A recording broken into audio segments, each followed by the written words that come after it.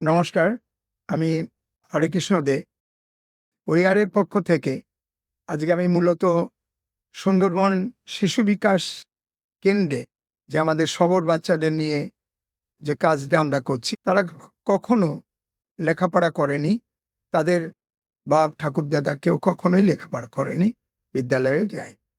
তাদেরকে নিয়ে ওইআর একটা পরিকল্পনা নিয়েছে যে তাদেরকে যাতে অন্তত কিছু লেখাপড়া শিখিয়ে, হাতের কাজ শিখিয়ে তাদেরকে সাধারণভাবে মূল স্রোতে ফিরিয়ে আনা যায়।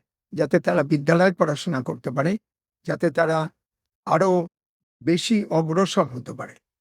আমরা যখন প্রথম ১৯ সালে ওখানে সার্ভে করি, তাতে আমরা দেখেছিলাম সব বাচ্চাগুলো অনেকেই তারা পোশাক ঠিক মতন পরত না। এখন আমরা যে ৪০ জনের দায়িত্ব নিয়েছি, তাদের মধ্যে কিন্তু সবাই পোশাক পরে এবং আমরা পেরেছি প্রথমে ১৭ জনকে, তারপরের বার ৮ জনকে আমরা স্কুলে পাঠাতে। এবার আবার আমরা আরো কিছু বাচ্চাকে আশা করছি স্কুলে পাঠাতে পারবো এবং তাদেরকে পুরো সকাল থেকে শুরু করে বিকেল পর্যন্ত, বিকেল মানে শেষ হওয়া পর্যন্ত আমাদের তত্ত্বাবধানেই তারা থাকে। সকালে তাদেরকে আনা হয়, নিয়ে এসে তাদেরকে খেলাধুলার মাধ্যমে পড়াশোনা শেখানো হয়।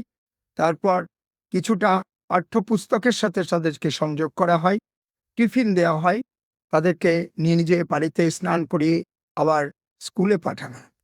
স্কুল থেকে তারা মিড ডে মিলের খাবারটা পায়। এবার ফিরে এসে আবার আমরা তাদের সাথে সঙ্গ দিই, খেলাধুলা, গান বাজনা, বিভিন্ন ছোট ছোট নাচ শেখানো, আবৃত্তি শেখানো, এইভাবে তারা তৈরি হচ্ছে। আর ফিজিক্যাল এক্সারসাইজ তো তাদের মধ্যে আমাদেরকে প্রতিটি পদক্ষেপেই দিতে হয়, বিকেল এবং সকাল। তো আমরা আশাবাদী যে এই যে ৪০টা বাচ্চাকে নিয়ে আমরা কাজ করছি, আশা করছি আমরা আগামী দিনে ওয়েআর অনেকটাই এই নিয়ে এগোতে পারবে এবং সুন্দরবন শিশু বিকাশ কেন্দ্র শুধু আমাদের সবুজ বাজারে কিংবা জি প্লটে সীমাবদ্ধ থাকবে না, আরো অনেক অনেক জায়গায় যেখানে এখনো শিক্ষার আলো পৌঁছায়নি, সেখানে পৌঁছে যেতে পারে। কিছু কথা বলতেই হয় যে আমরা এই সবুজ বাজারেই কেন আমাদের শিশু বিকাশ কেন্দ্রটা তৈরি করব। ওইখানে একটা ভাঙাচোরা ঘর বন বিভাগের ছিল। সেই ভাঙাচোরা ঘরটা, সেই জায়গাটা বন বিভাগ থেকে আমাদেরকে ব্যবহারের অনুমতি দেওয়া হয়। আর ওই সবুজ বাজারের পাশেই আমাদের শবর জাতির বসবাস। মোট ২০০-র উপরে পরিবার শবর জাতি ওখানে বাস করে, যাদেরকে নিয়ে আমাদের কাজ করার যে আমরা এগিয়েছি, তাদের মধ্যে থেকেই বেছে কিছু ছেলে মেয়েদের আমরা নিয়ে এসেছি।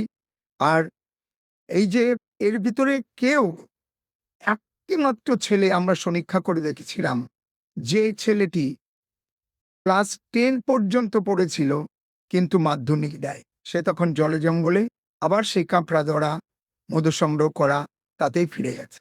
তা আমরা চাই যে কাঁকড়া ধরে মধু সংগ্রহ করে এই যে বাঘের পেটে যাওয়া, কুমির টেনে নিয়ে যাওয়া, এই ঘটনার পুনরাবৃত্তি বারবার না ঘটুক।